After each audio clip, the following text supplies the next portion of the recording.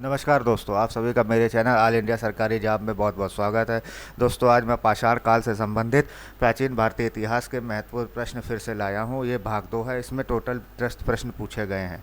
ये प्रश्न परीक्षा की दृष्टि से बहुत ही ज़्यादा इम्पॉर्टेंट हैं। पुरानी परीक्षाओं में भी ये प्रश्न पूछे जा चुके हैं और आने वाली आगामी परीक्षाओं में भी ये प्रश्न पूछे जा सकते हैं। जो छात्र प्रतियोगी परीक्षाओं की तैयारी कर रहे हैं उनके लिए ये क्वेश्चन बहुत ही ज़्यादा इम्पॉर्टेंट है। तो चलिए शुरू करते हैं।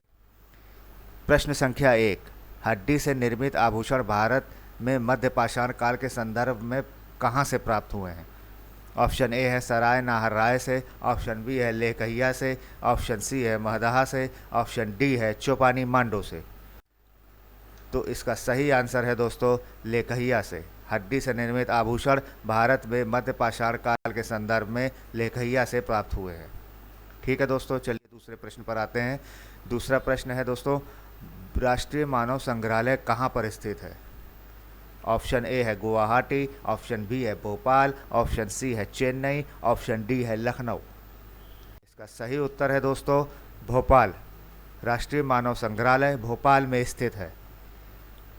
ठीक है दोस्तों, चलिए अगले प्रश्न पर आते हैं। अगला प्रश्न प्रश्न संख्या 3, निम्नलिखित में से किस स्थल से मानव कंकाल के साथ कुत्ते का कंकाल भी शवाधान से प्राप्त हुआ है? ऑप्शन ए है बुर्जहोम, ऑप्शन बी है मास्की, ऑप्शन सी है चिरांद, ऑप्शन डी है ब्रह्मगिरी। तो इसका सही आंसर है दोस्तों बुर्जहोम। निम्नलिखित में से किस स्थल से मानव कंकाल के साथ कुत्ते का कंकाल भी शवाधान से प्राप्त हुआ है? तो इसका सही उत्तर है दोस्तों Burzahom, option A.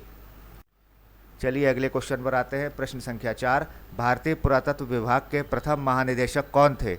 Option A है दयाराम साहनी, ऑप्शन बी है राखलदास बनर्जी, ऑप्शन सी है थॉमसन एवं ऑप्शन डी है अलेक्जेंडर कनिंघम।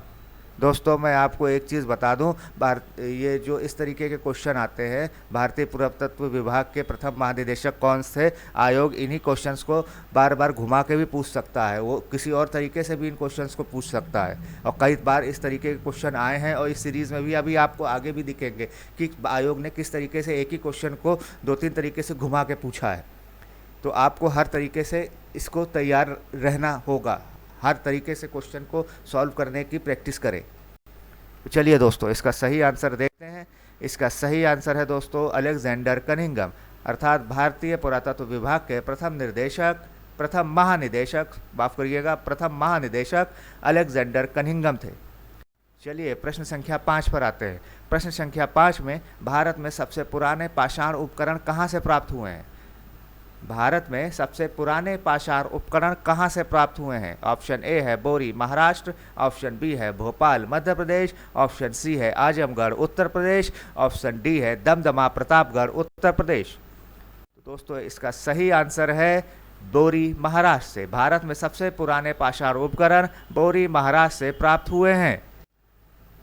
प्रश्न संख्या 6, गैरिक मृदभांड पात्र ओसीपी का नामकरण हुआ था। ऑप्शन ए है हस्तिनापुर में, ऑप्शन बी है अहिचन्द में, ऑप्शन सी है पाटलिपुत्र में, ऑप्शन डी है लाल किले में। इसका सही आंसर है दोस्तों हस्तिनापुर में। गैरिक मृदभांड पात्र ओसीपी का नामकरण हस्तिनापुर में हुआ था। चलिए दोस्तों, प्रश्न संख्या 7 पर आते हैं। प्रश्न संख्या 7 में भारत में मानव का सर्वप्रथम साक्ष्य कहाँ से मिला है? ऑप्शन ए है नीलगिरी की पहाड़ियाँ, ऑप्शन बी है शिवालिक की पहाड़ियाँ, ऑप्शन सी है नर्मदा घाटी एवं ऑप्शन डी है नल्लमल्ला की पहाड़ियाँ। एक बार मैं ऑप्शन आपको फिर से बता देता हूं दोस्तों। ऑप्शन ए है नीलगिरी की पहाड़ियाँ, ऑप्शन बी है शिवालिक की पहाड़ियाँ, ऑप्शन सी है नर्मदा की घाटी एवं ऑप्शन डी है नल्लमल्ला की पहाड़ियाँ। तो इसका सही उत्तर है दोस्तों नर्मदा घाटी। भारत में मानव का सर्वप्रथम साक्ष्य नर्मदा घाटी से प्राप्त हुआ है। चलिए दोस्तों, प्रश्न संख्या 8 पर आते हैं। प्रश्न संख्या 8 में भारतीय पुरातत्व विभाग के जनक किसको कहा जाता है? ऑप्शन ए है चाइल्ड, ऑप्शन बी है टेलर, ऑप्शन सी है थॉमसन, ऑप्शन डी है अलेक्जेंडर कनिंघम। देखिए दोस्तों, मैंने जो आपसे बात कही थी वही बात फिर से आई है। ये क्वेश्चन आप पहले भी सॉल्व कर चुके हैं और इस बार इस क्वेश्चन को दूसरे तरीके से पूछा गया है। पहले पूछा गया था भारतीय पुरातत्व विभाग के महानिदेशक कौन है, और इस बार पूछा गया है भारतीय पुरातत्व विभाग के जनक किसको कहा जाता है। बात एक ही है, लेकिन आप इस चीज़ को देखिए कि आयोग ने दोनों क्वेश्चंस को पलट के किस तरीके से पेश किया है, जिससे छात्र कंफ्यूज होना है। लेकिन आपको कंफ्यूज नहीं होना है, आपको परीक्षा पास करना है, आपको पूरे लगन के साथ हर क्वेश्चन को ध्यान से देखना है, ध्यान से पढ़ना है।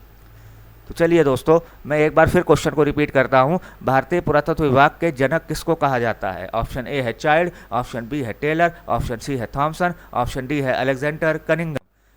इसका सही उत्तर है दोस्तों ऑप्शन डी, अलेक्जेंडर कनिंगम। चलिए दोस्तों, प्रश्न संख्या 9 पर आते हैं। प्रश्न संख्या 9 में उस स्थल का नाम बताइए जहां से प्राचीनतम स्थायी जीवन के साक्ष्य मिले हैं। एक बार मैं क्वेश्चन फिर से आपको रिपीट कर देता हूं।